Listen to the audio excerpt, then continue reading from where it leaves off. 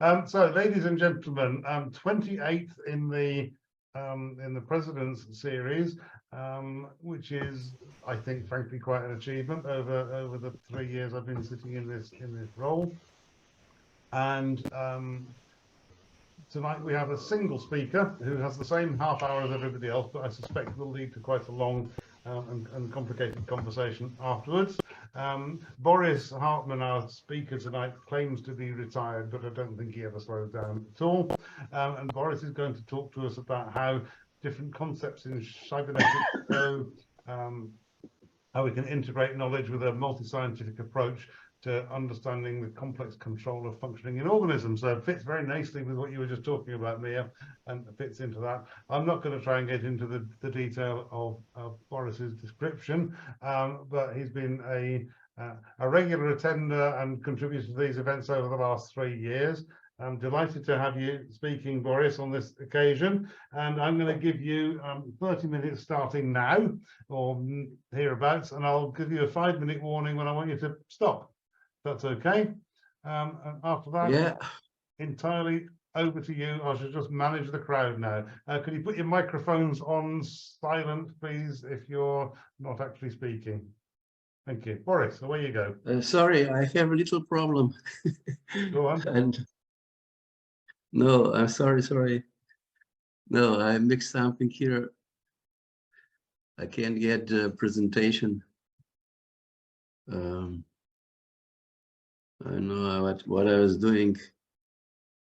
Yeah, it came up just now and you turned it off. What? It did come up, so you should be able to click on share screen. And your presentation should show. That's yes. Do you see the presentation? Yep. It's okay. Okay. I think maybe you read the first page. It's about Norbert Wiener's Cybernetics as new science. It's about using Greek word Kubernetes for the steering man or ship pilot. It's about self-governing purposeful behavior through control loops, their feedback, feed-forward, and so on. It's about living being inside their control structure and produce purposeful behavior. In addition, cybernetics applies principles of control in living systems to machines. We can say that cybernetics,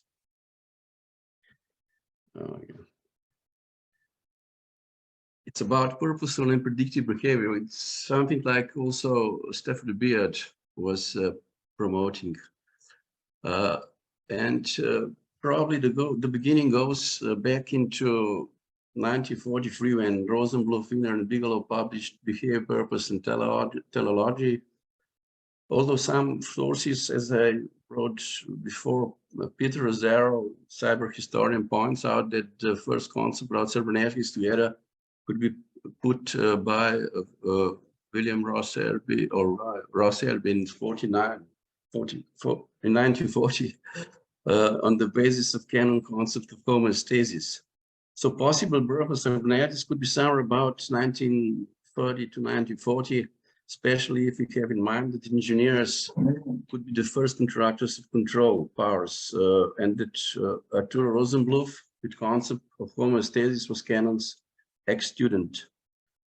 Maybe we can search for cybernetics roots even further. French doctor talked about, Claude Bernard talked about Milien Terreur, or we can say control of internal environment. According to cybernetics, it's really annoying.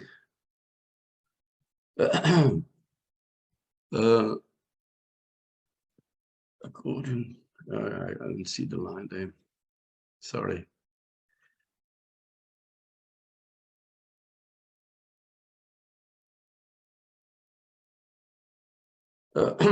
Okay, I can see.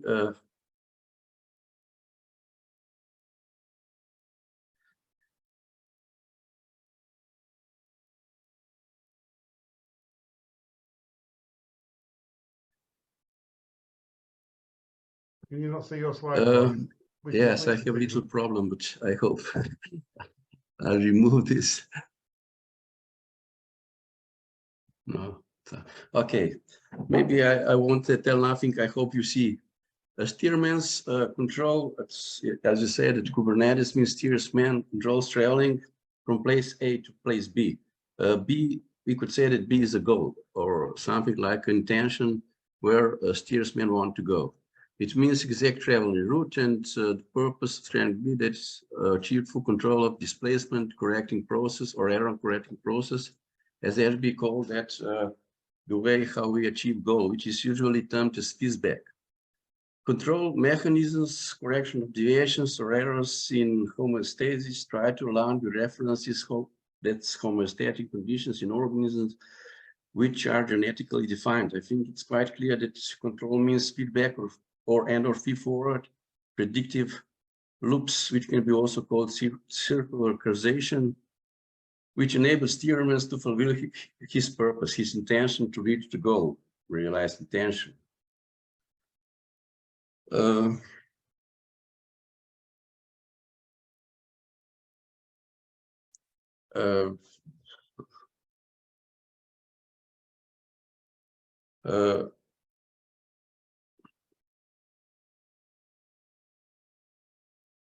Really troubles. Okay, sounds better. It's still not good.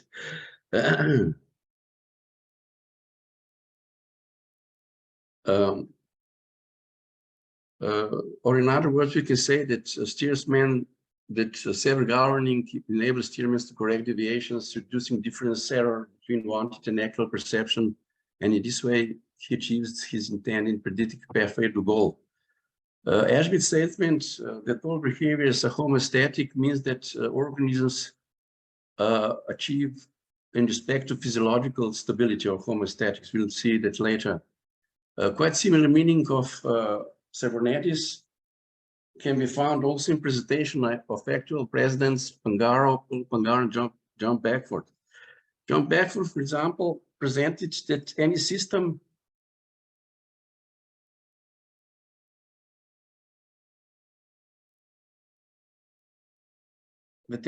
to be considered cybernetic must manage itself an environment toward an outcome, a goal or objective. Yeah, it must have integral capability to recognize and respond to the gap between the intended position and condition and its desired position or condition. The idea of self-regulation is designing a process so that it sustains its own position or of equilibrium.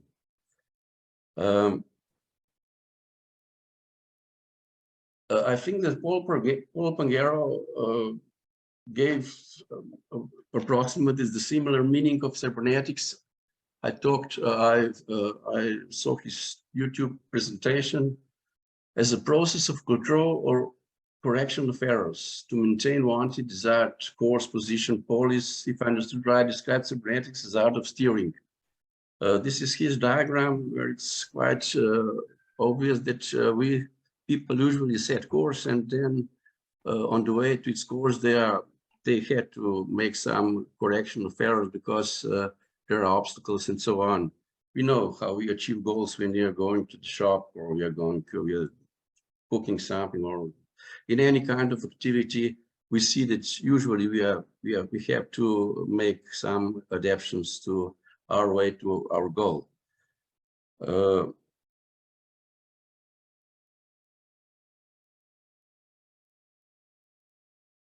So what living systems do have are goals and tries to get to goals using corrections. In words, let's call that feedback. Living systems that interact with their environment have goals and to feedback to achieve goals.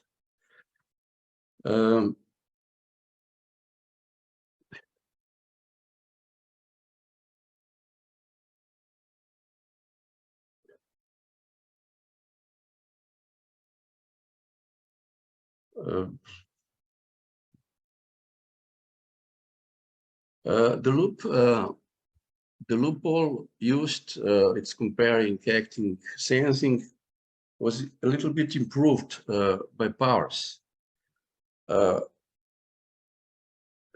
in the sensing, but he didn't use only these components. He used also comparing process between perception and goal references. He was the author of the perceptual control theory, and everything about what people can sense is through perception. So, and only what they know about the world is perception. I think the sad presentation of control loop, circle causation, or whatever cybernetics show close connection between Paul, John, Wiener, Ashby, Powers, and many other cyberneticians. So I think they try to solve the same problem: how living systems function as control systems, while they try to achieve goals or wanted perception through control loops. We can see that in any human actions. When we are driving, when we are walking, talking, or whatever we are doing, we'll see that we are trying to achieve goal through control loop.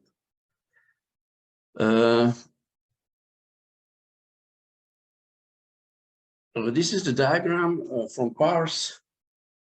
We see that output function or acting on input function or sensing are the same, and probably the reference signal goal are the same.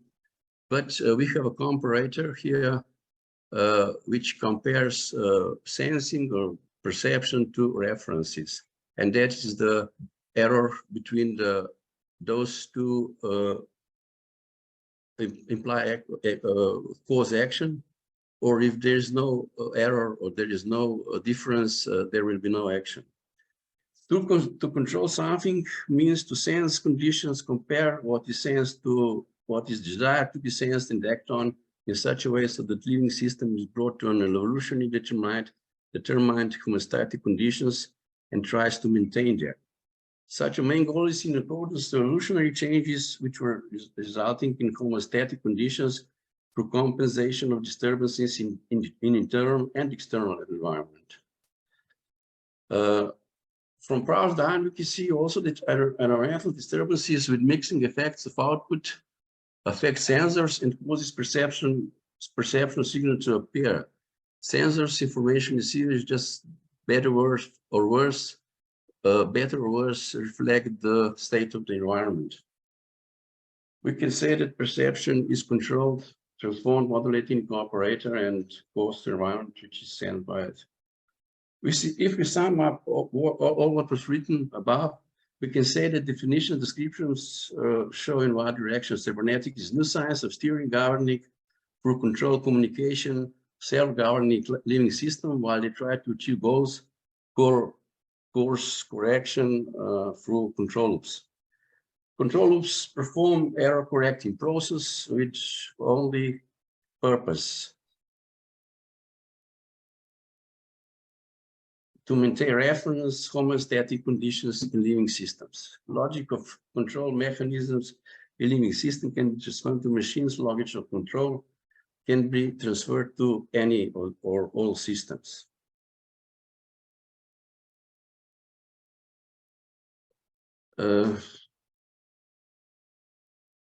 Probably logical questions will occur. How outside manifestation of living control system, as Powers called them, look like in internal organisms functioning, or how we see the course or intention to achieve goals inside organisms. So how control works inside organism. Now we can say that maybe that is control, we try to control goals in the outer environment, but what is happening inside organism so that organism is achieving goal. Through observation of, as that psychology was doing for centuries, we can hardly know what is really happening in organism. Okay, we can conclude from many cases and so on, but on the end, we will not make a precise picture of the internal organization of the human body, for example, or any living being. So I think that it's quite necessary, as the cybernetic is really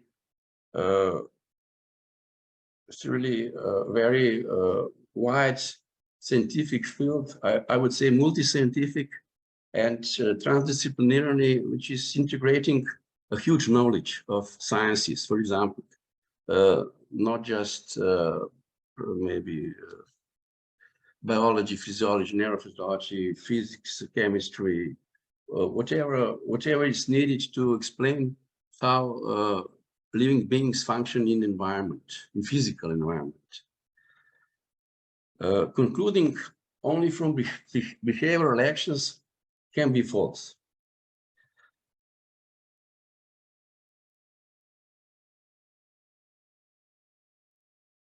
That somehow seemed to be the conclusion of Macy Conference. It was defined, once I read, cybernetics is the study of circular causation and feedback mechanisms in biological and social systems.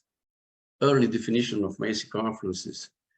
The study of internal control mechanism, causal feedback in living and social system, probably using sciences, can be written. One of the problems is that control processing in the living system is not just casual. We'll see later how control works inside living system through the lens of science. Now, Wiener's cybernetics as new science of control combination, the animals and machine, can also include the connections, interactions between living system and other systems. So,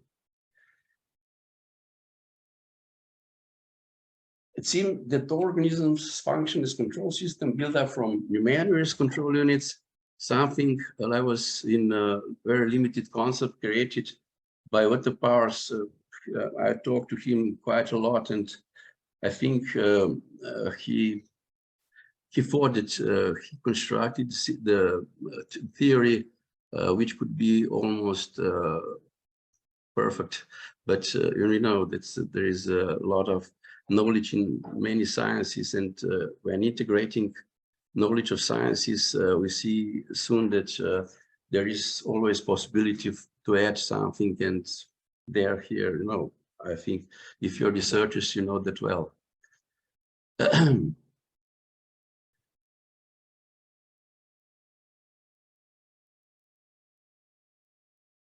So it seems that basic question is how control mechanism or circular causal feedback mechanisms function inside living system, and how society are organized to produce purposeful goal-seeking behaviors through correcting process, which can be observed outside the system. Ashby and Powers were sure, I'm sure that they were, with no doubt, pioneers in deep research of living beings and living system, or as Maturana's scientific experiments fully supported them. My cybernetics theory, DBCS, its dynamic biological control, as I said, integrates the knowledge of Ashby, Maturana, and Powers, and of course, Wiener, who is the author of the cybernetics. It seems that the main problems to show how living system work as control system from massive organizational organisms, as DBCS diagram is shown, the end is something like this.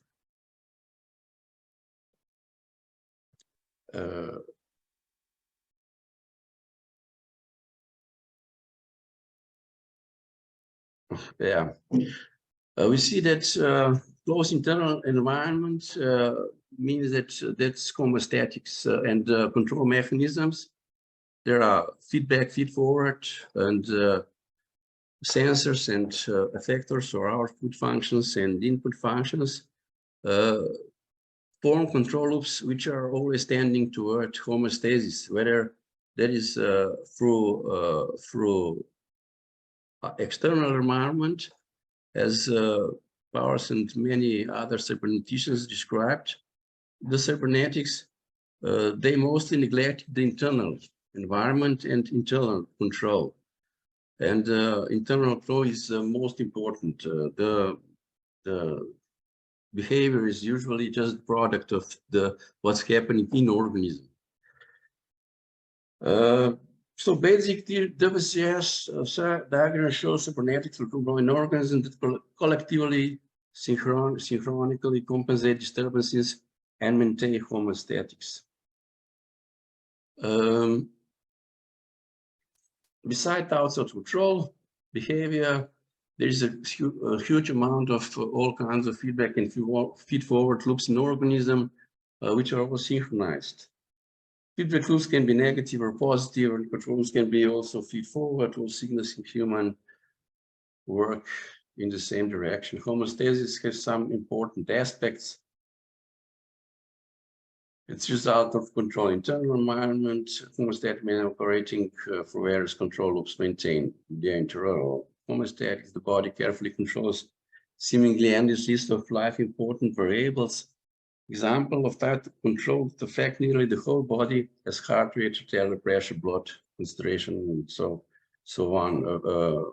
Usually very tight. These basic functions are usually very tightly controlled. If they're not, there can be quite problems.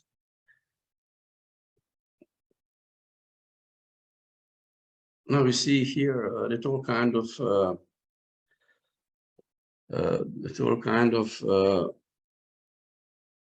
elements or variables, life important variables like potassium, and so on, and the energy level are tightly controlled by this basic control mechanism. We'll see later which are those different structural formed. Were formed for the evolution. Cells are the smallest independent unit cells which control and communicate, signaling with each other, presenting besides internal reactions, the basic function of organism metabolism.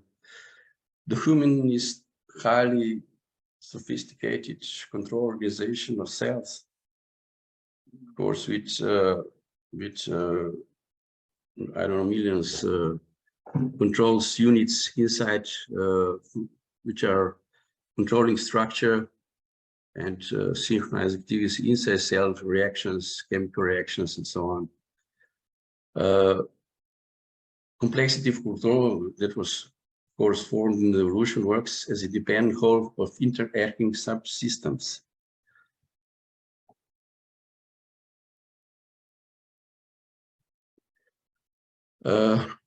Each subsystem is usually associated with a specific control, specific function that are essential for the proper and synchronous functioning of the whole organism and to achieve survival or well-being.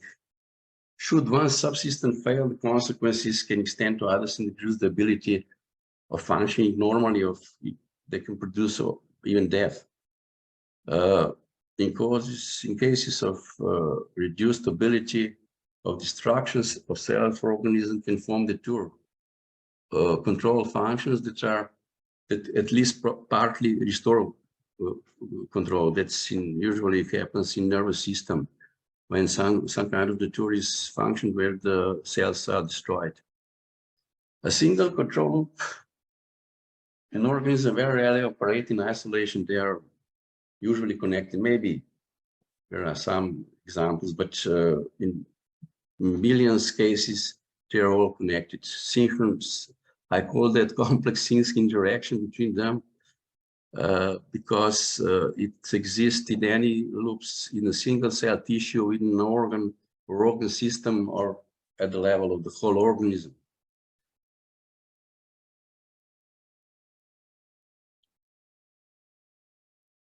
For example, a control loop for insulin lowers blood glucose level, whereas control loop for epinephrine and cortisol have the opposite effect. I mean, one control system doesn't control only two functions at the same time. There are control systems only for one, usually only for one variable. But basic control systems in organisms, as I somehow could get from literature, especially from physiology, neurophysiology, can be negative control, positive control, feed-forward control, speed up or acceleration control, inhibition control in physiological or psychological sense, equilibrium control. Negative control is the most important and the most frequent final control. So all other controls, positive, feed-forward, are somehow trapped into the nets of negative feedback control, because if negative feedback control is not the final result, organism dies. So always had to be maintained conditions, as we said, milliantro homeostatics, so that organism survive. Okay, I already mentioned about blood glucose as negative feedback. Positive. Now here I found positive, interesting positive feedback mechanism example of our consciousness, which is not all the time in the same state, but varies from the attention tiredness. Different states are very regulated, controlled through controls with levels. So the second level, for instance, sending a huge amount of perceptual signals into the higher levels, for example, to the consciousness, so that we can wake up or we can suddenly make a move or something like that. The amount of signals vary from increased levels of signals and negative, and keep the I have to make feed-forward feed-forward mechanisms. For example, well, temperature regulations, first 3 levels, for example, of autonomic system will sense the increase of temperature, and they will send feed-forward information to internal control loops. So it's somehow that they will be prepared that the temperature of the rays of temperature will come to the internal organs, and then they will start promoting. They will start with feedback, and it's the similar feed-forward effect is presented when we chew something in our mouth and the excretion of abdominal juices starts, although there is no food yet in the stomach. Now, sometimes there could be some kind of diseases because if this positive or feed-forward loop is functioning and there is no food, it can destroy the stomach, you know, and so these people can eat. Well, if you meet somebody, you'll see how that is very annoying disease. Inhibition control, we know from physiology and psychology that's something that means stopping or slowing down the processes toward equilibrium. And equilibrium control, there are errors in concentrations, balance are produced on membrane, for example, through inputs, outputs, osmosis, diffusion, active transport, and so on. Control is sure that organisms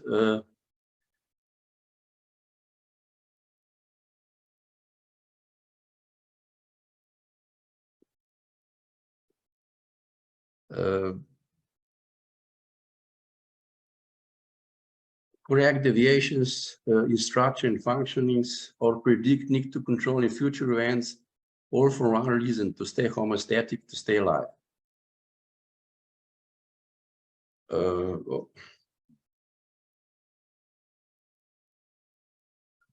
All controls, we said, is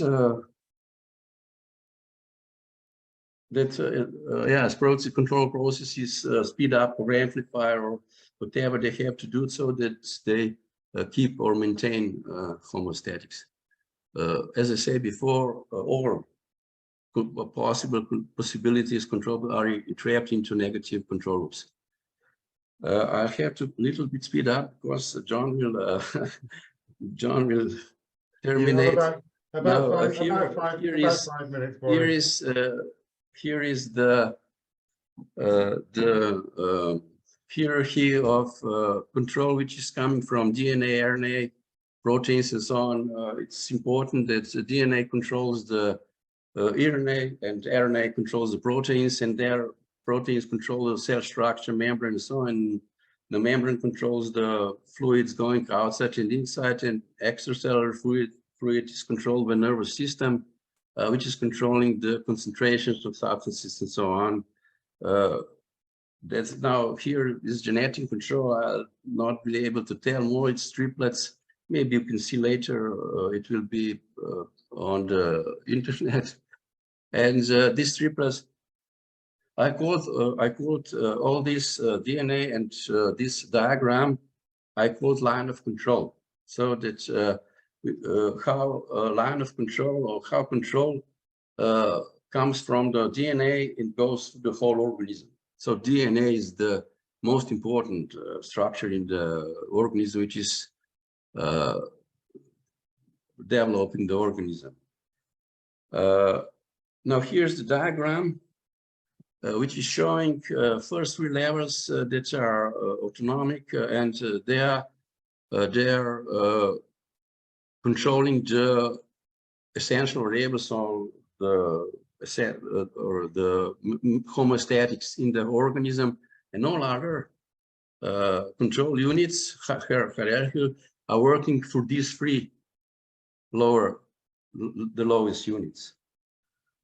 Okay, this I think this was told. Now here it's very important that we start simulating the processes in, or modeling the processes in organism, and that's what Boris was doing. But yeah, these are the control units which are put together so that he algebraic and mathematically want to simulate how they're working together to synchronize the functions in the organism. One neuron can be connected to 10,000 neurons. We know that is a big difference to the digital computers. I have to go a little bit faster. There are basic operations like addition, subtractions of neural signals. We can see it here. We have the neural currents can be added. They can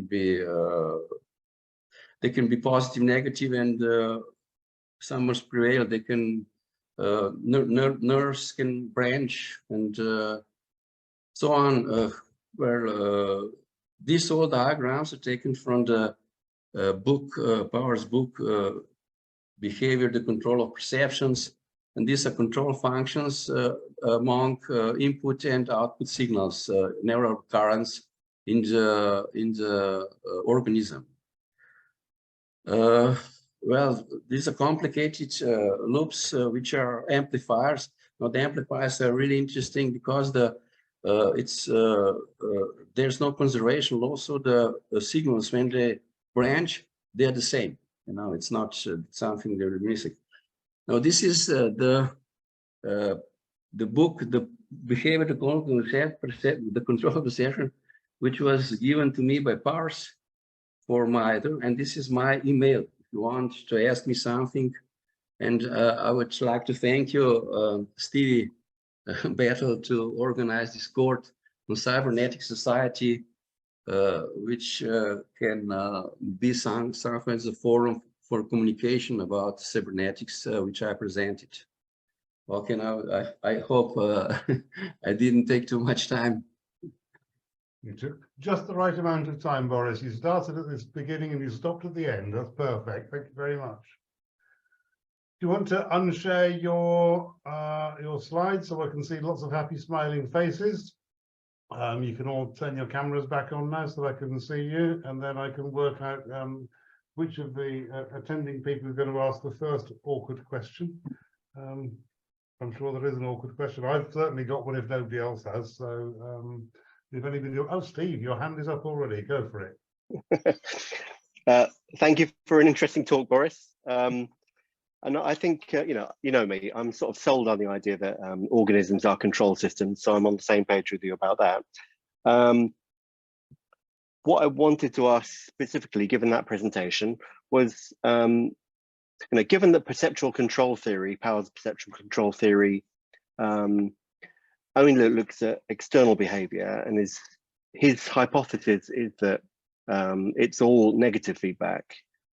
So positive feedback is out of scope. So what you said later on in your talk that Powers was kind of thinking along these lines about systems working together. So do you think he would have accepted that there are lots of positive feedback mechanisms at play here, and that might have required a change in perceptual control theory, or is it a different theory such as DBCS that can incorporate No, that? the DBCS theory is upgrade. I was talking to Boris 11 years, and he didn't want to go with me through physiology. No, he was studying neurophysiology and engineering books and so on. It was quite some other fields he was covering, and so maybe I don't know. Maybe Ashby gave him a little wrong direction, because Ashby also put all whole control into the behavior. You'll see, if you see his diagram in my presentation before, you'll see that both thought that behavior is the main mechanism for controlling the homeostatics in the organism. So they both overlooked internal control loops, although Ashby mentioned the possibility of these control loops, but in that time, physiology was not so developed, and knowledge about human organism didn't. But Powers make a right conclusion that negative feedback is the most important feedback, because if there is no feedback, negative feedback, the organism will not survive. Organism will not return. For example, the potassium to the physiological limits. You know what will happen. There will be problems in nervous system and so on. So all the can I intrude, Boris? As so what do you mean? What do you think you mean by the use of the words negative and positive in relation to feedback? Can you please? You know, I hear a little bit. Sorry, what do you mean by negative and positive when you're describing feedback? Are you talking about things that amplify difference and reduce difference? Yes, negative feedback is always reducing some variable to its physiological limit, and positive feedback will do the opposite. So it will push out the variable out of physiological limits. Positive feedback can be any process in organism. It's not needed that the control unit would do it, you know. So the difference between my brain when I was 29 and started reading cybernetics, and my brain now that I'm 65 and I've read a lot of cybernetics, and both mine and other people's, I would argue is a growth paradigm. So it's relied on difference amplifying feedback over 30-something years, rather than difference minimizing feedback, in order for my brain to reach the state it's in today, which may or may not be a great state because I'm 65, but it's still kind of functioning most of the time. So there's the growth of my, I shall grab the term, call it intellect at this point, just for the simplicity's sake. There's the things I know, the things I can do.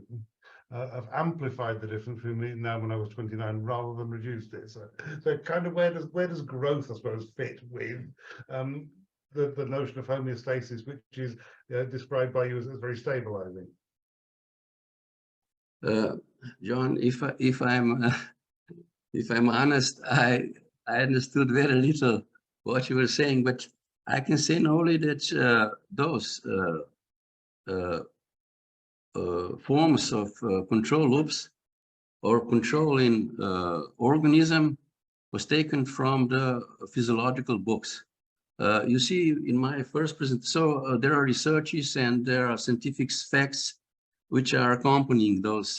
You will see in my first presentation that I presented 14 physiological books. All have through 1,000 to 3,000 pages. It's a lot of work to be done, and I found it can't be everything found in one book, you know. Yeah. When you're reading in one book, you find one fact, and when you're reading another book, you find another researches and another fact, you know. But all in all, it's obvious that basic control mechanism or first three levels to hypothalamus are controlling the internal environment, and other are just indirectly controlling it, not directly controlling these basic physiological variables. Okay, Steve, did my question make sense to you? I know it's a very complicated question, but did it kind of make sense to you? Yes, I've got a simpler example than the growth of your mind, which is Good. where if we wouldn't survive without positive feedback and negative feedback. So if you cut your skin, platelets arrive at the site of the wound, and that causes a kind of an avalanche of new platelets arriving because they're kind of attracted by the signal. So again, it's that kind of growth curve, and that's something we can't explain that using PCT, and we don't have to because PCT only applies to external behavior. So I understand that your theory incorporates internal behavior as well, so can incorporate that as well. Cool. Okay. So Mia, your hand was the second maybe one to come up. I can add something here. We'll go to Mia at this point, and then Omar. Can I just make one example with Stevie? Now, if you cut, then the tissue will, so the blood will start bleeding, and tissue will get less food. The tissue will through sense will send impulses, send us food. And although the blood is so that you are bleeding, the heart will start pumping faster. Now this is positive feedback. It's starting faster, and the blood is getting out of the body faster, and the tissue has no food, still phoning, get us food, and the heart is getting mad. This will happen at the people who don't have thrombocytes, who don't feel which don't stop the blood, So you will die. Definitely you will die if you don't have those something to stop the bleeding, because the heart will blow, from the activity and from the sensor impulses which are coming from tissues. We have no food, because this is positive feedback, for example. Okay, thank you. So Mia. Thank you, Boris, for this super packed presentation. I just wanted to propose something to all of us in relation to the feedback that just triggered something. I would say maybe it's a question of epistemology, because, for instance, if we are to apply the cybernetics to a social system, to a living organism, it can be, let's say, the human person, the human being. If the feedback operates, or we extract the feedback, let's say by observation, from a system that functions with an anomaly, then we have a problem, because the adaptation happens, like Maturana was saying, simultaneously in coherence. The structural coupling happens simultaneously with the environment. So then in the instance, let's say a little boy who grows up in an abusive family, the environment that he's in is terribly affecting his behavior, but he is adapting to the environment he lives in together simultaneously. And that will be homeostasis, because that's what he adapts to. That is an anomaly within the system. And the feedback that we have, it's coming from an anomaly. And it's not good or bad. The question could be whether it's true or false. If what we observe from the outside is the truth or the false, because how do we observe, or how do we get the correct feedback? That is the question, because it's impossible. What do you mean by correct? Correct. Well, sorry. Yes, you're thinking very good, but the problem is that input output, so the signals from output does not control organism. So every organism will control it for itself. For example, if one father is yelling at two children, they will react differently. They will understand. They will differently compensate what father is doing. You know, you can say that all the signals in family that are coming to children, they will be all the same. Or what? They are not the same. They are controlling in order to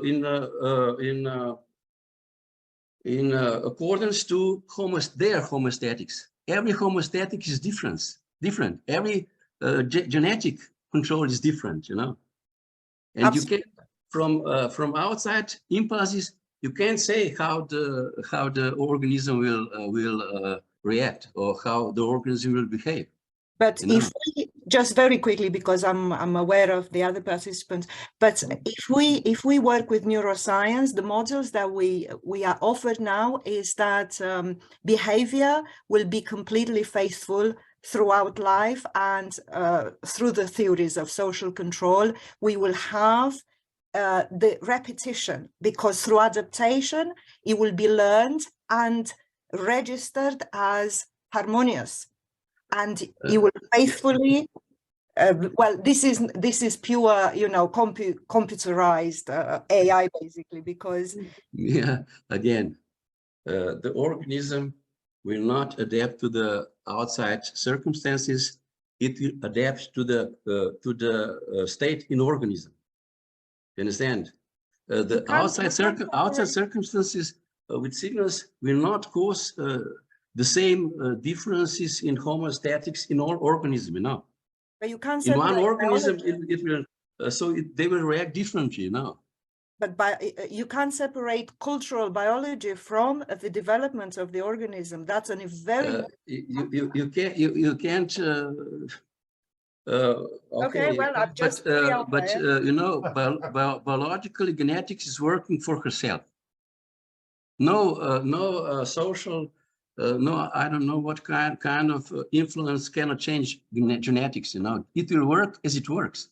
You know, biological biology and cultural biology, like Maturana was you know, towards the end of his life, he was very fond of this reality, cultural biology, and he spoke about it at length, and he thought we cannot talk about living organism without this cultural biology that is paramount in the way the living organisms for human species manifests throughout life.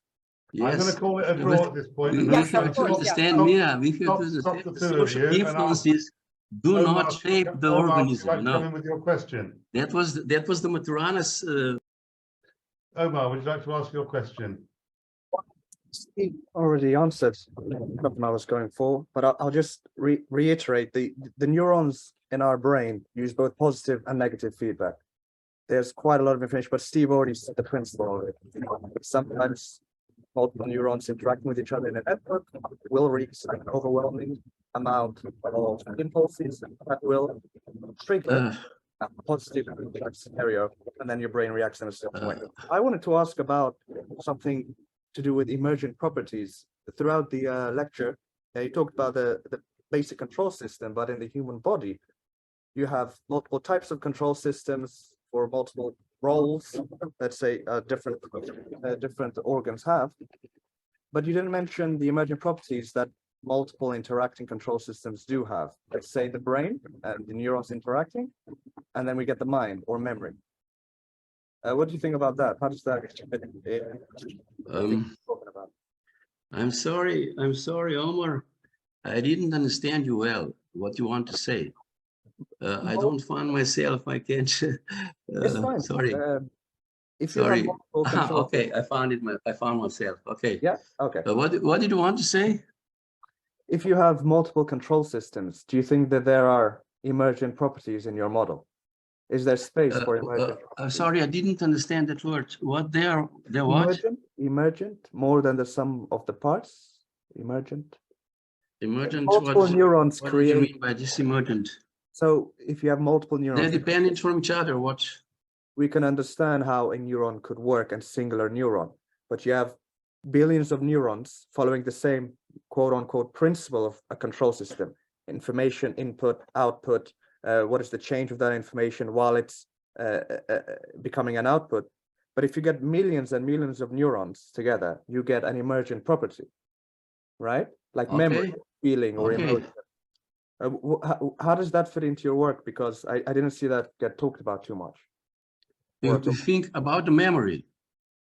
About the emergent properties of simple control systems interacting with each other. Yes, that you will see. I couldn't explain because I didn't have time. That you will see how it works in diagrams from parts. He really good models and simulate the cooperation between units, and he also mathematically tried to express it. And you'll find that what you are asking there, these are very good examples how all connected control units always will tend to work toward homeostasis. So to the balance in the organism. Whether they are parallel or they are hierarchically joined together, they will always tend to that. For example, higher control units will somehow embrace lower control units, modulating lower control units toward homostatics, and so on. If you are building the hierarchy to the I don't know, consciousness. Okay, so there are no. If you see that in Power's book, and if you'll not understand it, please just mail me. Are there any qualitative changes between the different levels that you're talking about, the different hierarchical levels of control? Are there any qualitative changes in this model? I don't understand that. Cells working together become organs, organs working together become organ systems. There's usually a qualitative change in their function and abilities at each level. But the way you described it, it's more mundane. It's just different layers of control, not really different changes in the quantity, the quality. Which diagram you think? It was the one that had quite a few. That was one from DNA, and that was one from the whole organism. There was the one from the whole organism. Yes, that was the one from, and it starts with genetic control. That's nobody done before. I think what organism is asking, Boris, control in organisms to start from genetic control and up. Does the whole human body exhibit properties that the individual cells don't? Is the question. Do we as whole human beings have behaviors and properties that don't belong to any of our individual cells? Does that model fit in your model, how you describe it? That's the question I think that I was trying to ask. You're on mute, Boris.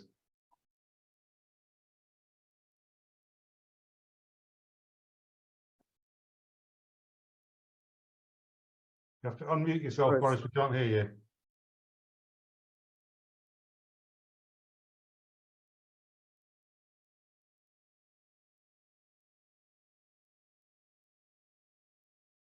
That's it. You see now? Yeah. Okay, John, I didn't understand exactly what you wanted to ask me. So if we take an individual cell, it exhibits a set of behaviors. If we have a whole human body, which is made up of billions of those cells, does that whole human body display behaviors, have properties that don't belong to the individual cell? Or is it functionally exactly the same thing? I'm afraid I don't understand, but it's okay. Cells are interacting, you know. We'll go on to Matt, and we'll circle back to it in a minute. Matt, what have you got to ask? You're on mute. Hello, can you hear me okay? Cells are interacting between each other. Do you want to continue on that last question? Did you get it? Yes, I'm trying. If I understand right, you're asking me how cells are interacting between them. What's the interaction? No, not at all. So let's take a very mechanical example. If I take a jet engine, a gas turbine, and stick it on the end of a runway at Heathrow and set fire to it, it'll go nowhere. If I mount it on a suitably designed airframe with a control system, we'll get an emergent property of the interaction of the three things called flight. An airframe, a propulsion system, and a control system joined together appropriately will fly.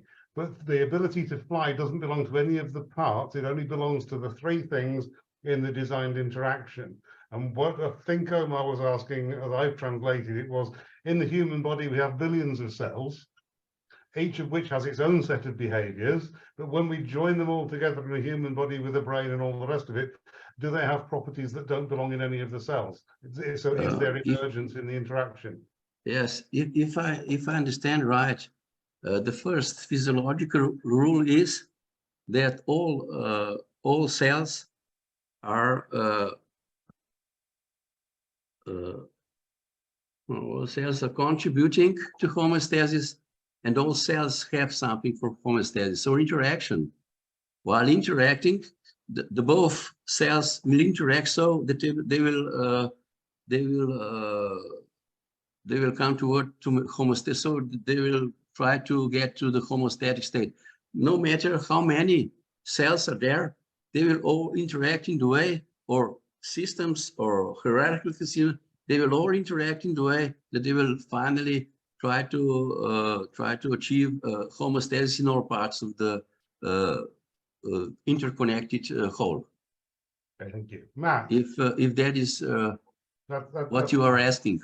Yeah, that's fine. Matt, so interaction through membrane will be such so that cells will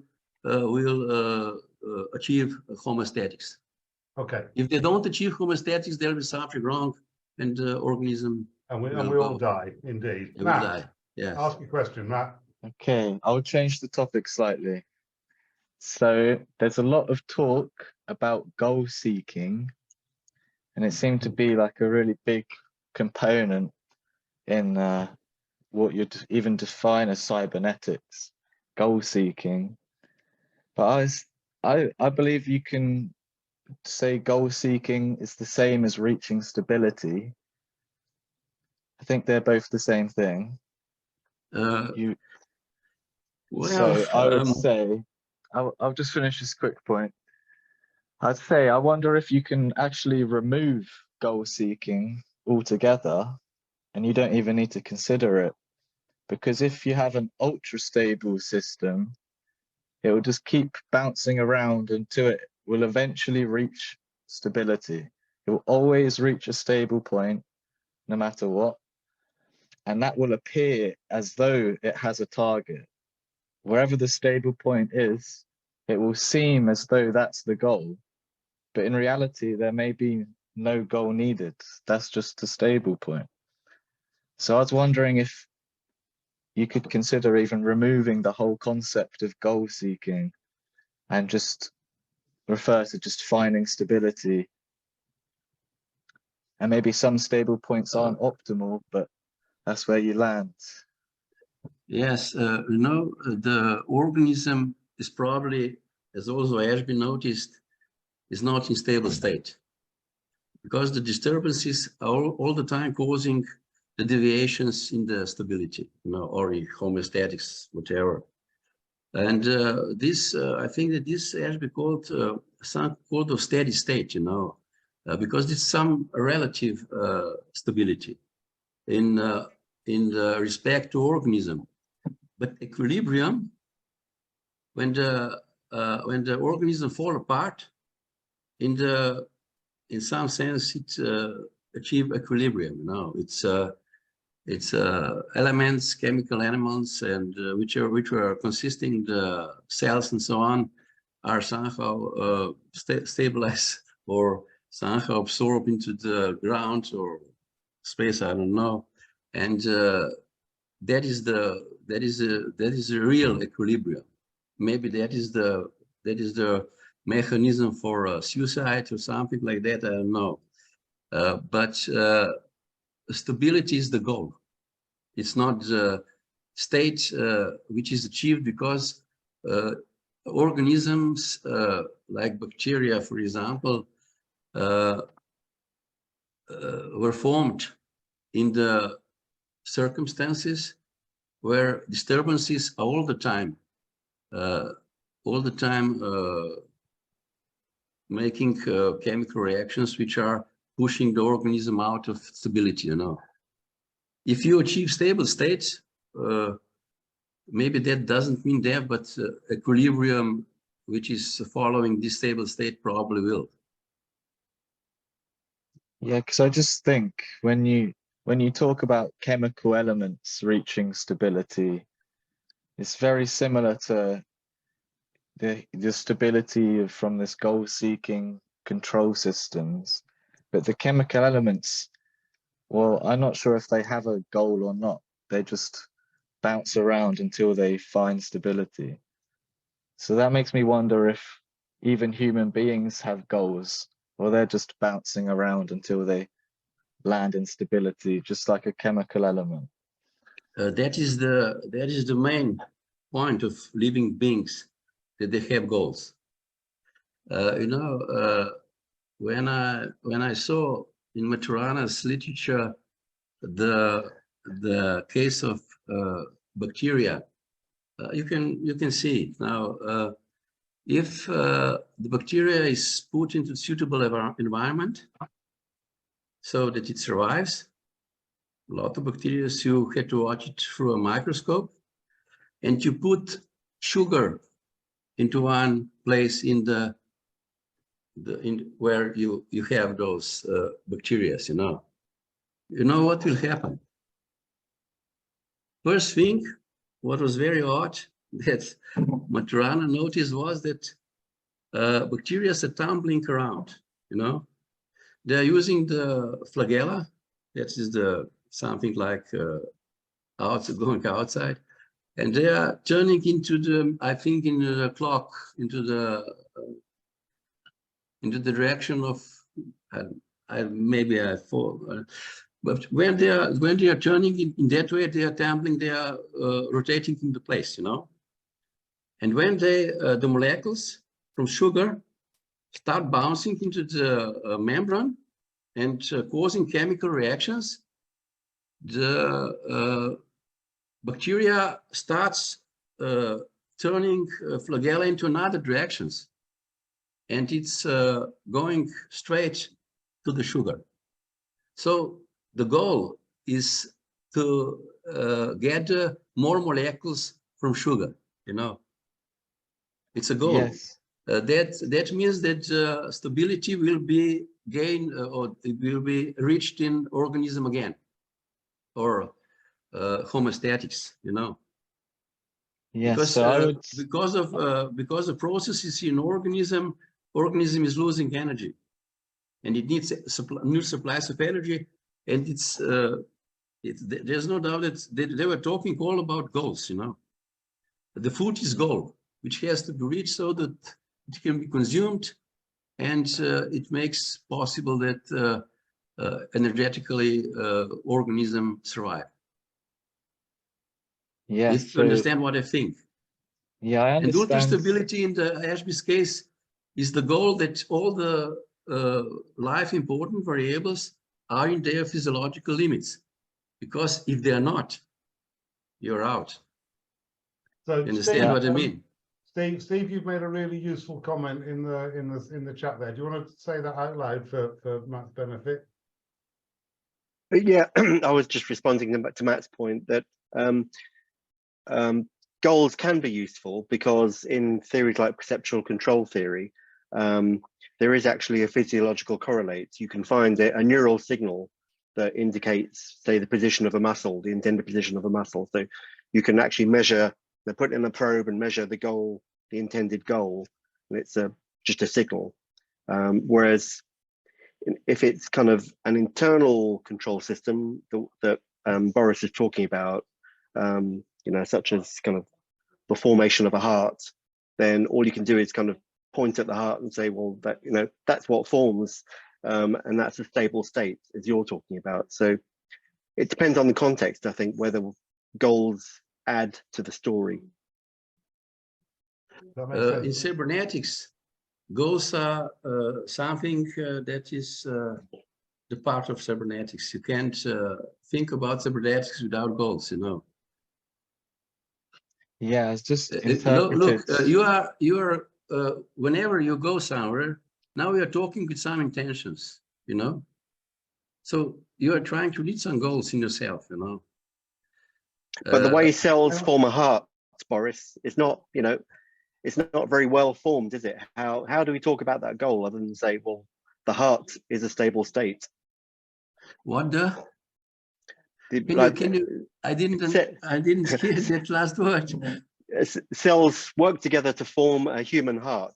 So the heart formation of the heart is the goal, heart, but the organ, you know, the organ there's heart. yeah, exactly. But there's no reference signal for a heart. It's just, you know, what is it? An eigenform or something like that. So Steve, how does a stem cell know it should become a heart, Steve? It doesn't. It's self-organization. Well, the heart are muscles, and if I see Matt, do I read right? You are Matt? Yes. He said it's we know from neurophysics because the heart is a muscle, you know, and it's working like a muscle because Matt said it's there is a intended position with gamma neurons. It's intended position of the muscle, and the alpha neurons. That is a neurophysiological problem. It's in every neurophysiological book, and you can see it. You know, it has references. Okay, Every muscle activity has a reference. Let me come back in here again, Boris, because Omar's had his hand up a while. We can move the subject on to maybe it's a different question, Omar, or is it the same question again? No. I feel like we're arguing over words now, and I was going to get into something a bit more esoteric, which is fact. We have neurons between our skull. Fact, these neurons interact, and the way neurons interact work, it's pretty well known, the mechanism. But if you get a lot of them together and start working, we get something quite different, the mind, and that goes for quite a few parts of our organism.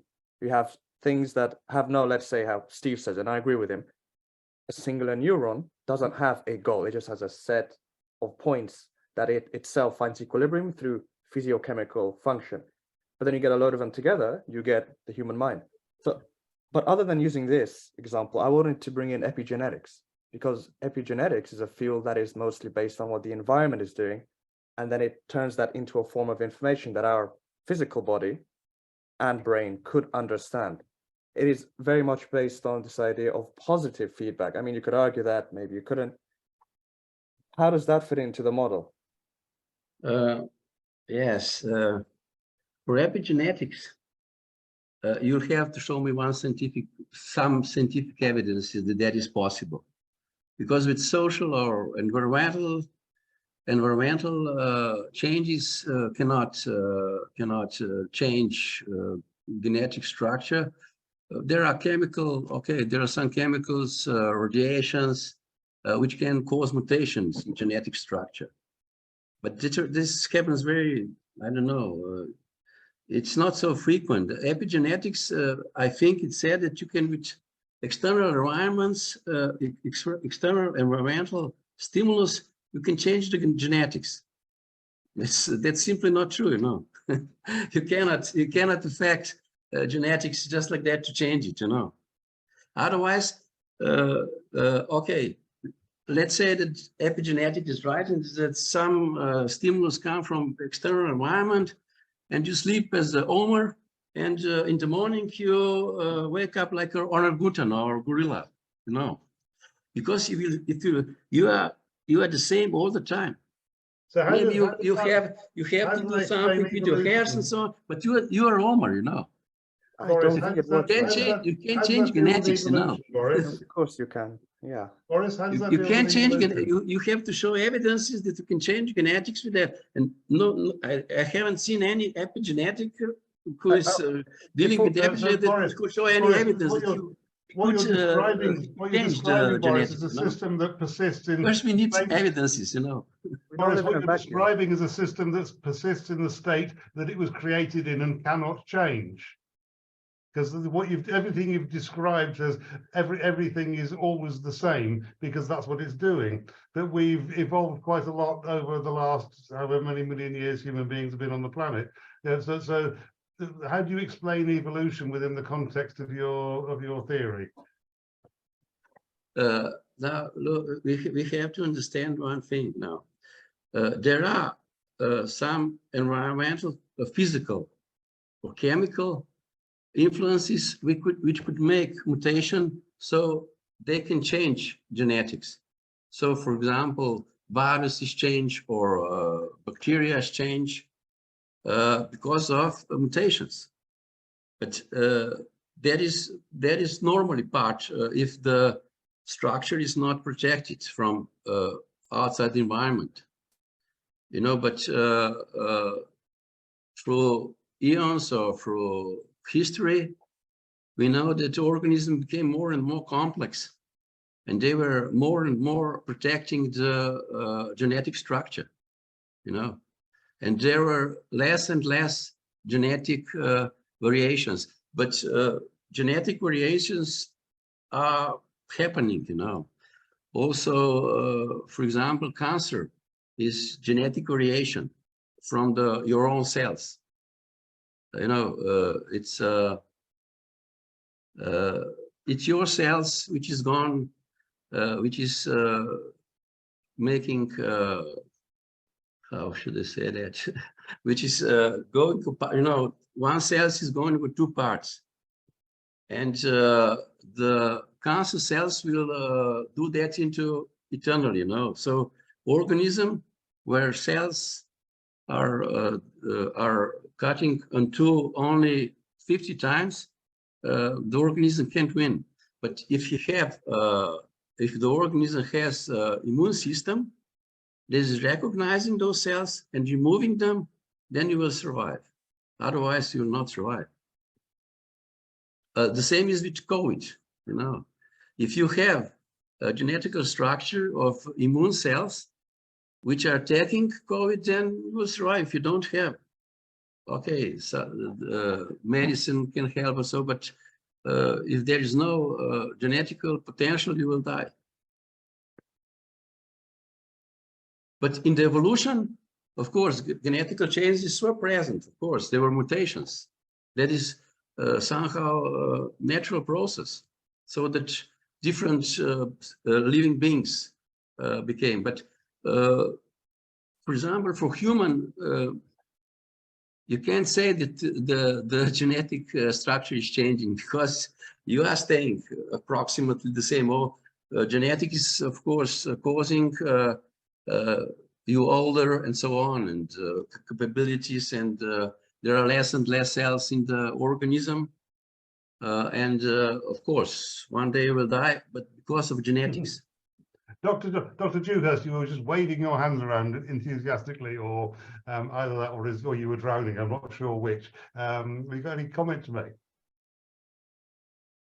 On mute. Yeah, the trouble is there is an infinite way, almost an infinite number of ways of construing any one issue. And as Boris said near the beginning, what you conclude about what is inside the black box from the behavior, the inputs and the outputs doesn't actually tell you what is going on inside. I mean, typically I find it difficult to decide whether somebody's behavior is a result of them being evil or stupid.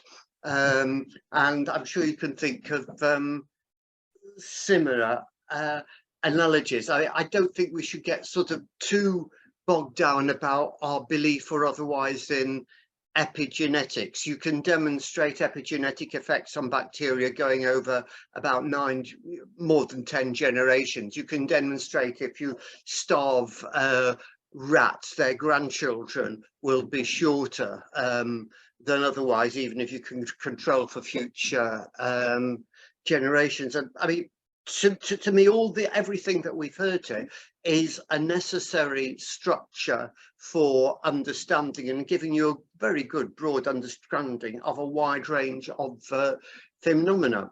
Okay, so we've got that. Where do we take it?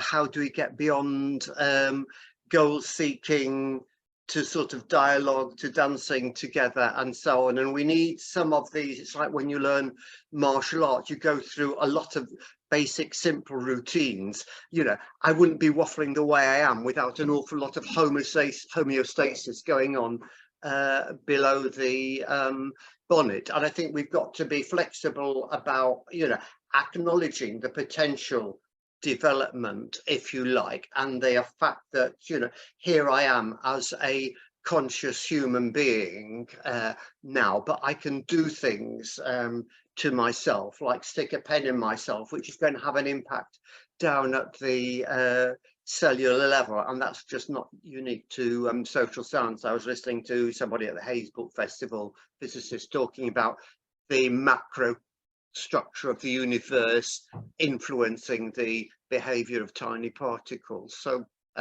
yeah, it's all good. We just need to be flexible, and we need to be aware of the strengths and the limitations of every metaphor.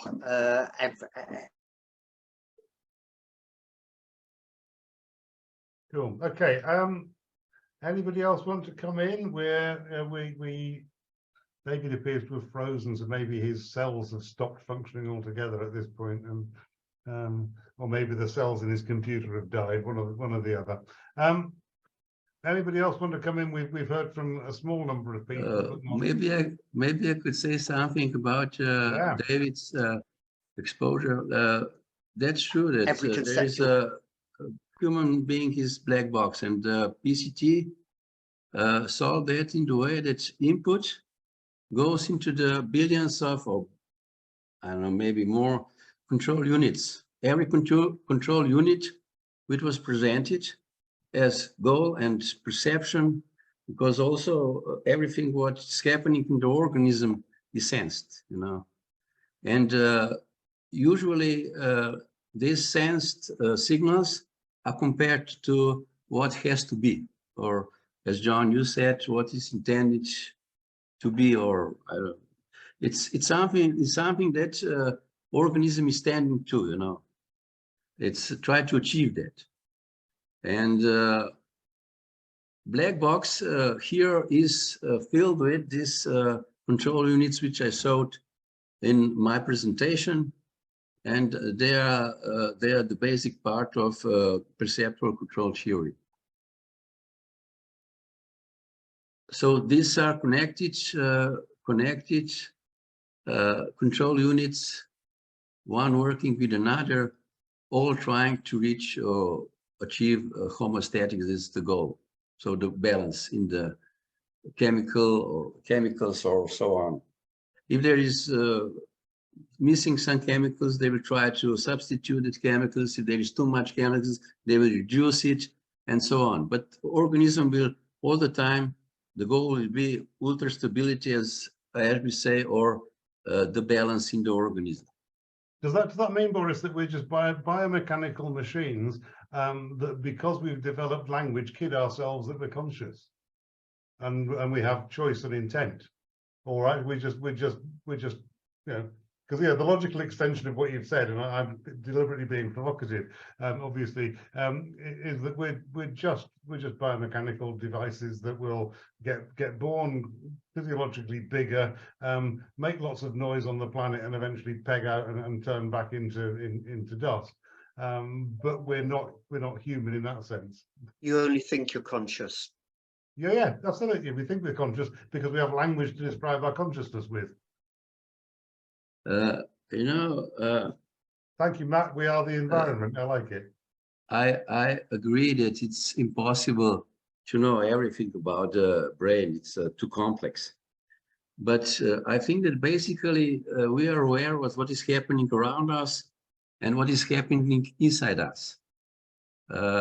Powers was beside that talking about imagination, you know. Those are signals which are not necessarily in accordance to what is happening outside, you know, because those signals are somehow lost in space, we can say, and they are activating just somehow in unintended way neurons, you know.